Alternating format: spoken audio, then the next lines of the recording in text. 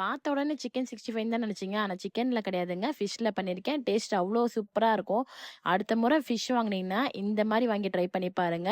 வாங்க எப்படி பண்ணுறதுன்னு பார்த்துலாம். அதுக்கு 10 சின்ன வெங்காயம், 4 பல்லு பூண்டு, ஒரு துண்டு இஞ்சி, மிளகு, சீரகம், காஷ்மீரி சில்லி ஆட் பண்ணிக்கோங்க. கொஞ்சமாக கரம் மசாலா, மல்லித்தூள், கொஞ்சமாக சோம்பு, லெமன் சேர்த்து கொஞ்சமாக தண்ணி விட்டு நல்லா பேஸ்ட்டாக அரைச்சி எடுத்துக்கோங்க. இந்த மாதிரி இதில் பாதி மட்டும் தனியாக எடுத்து வச்சுருக்கேன். என்னன்ட்டு கடைசியாக சொல்கிறேன். நடுவில் மட்டும் முள் இருக்கிற மாதிரி ஃபிஷ் வாங்கி கட் பண்ணி நல்லா வாஷ் பண்ணி வச்சுருக்கேன். இந்த பேஸ்ட்டு கூட ஃபிஷ்ஷை ஆட் பண்ணிக்கலாம்.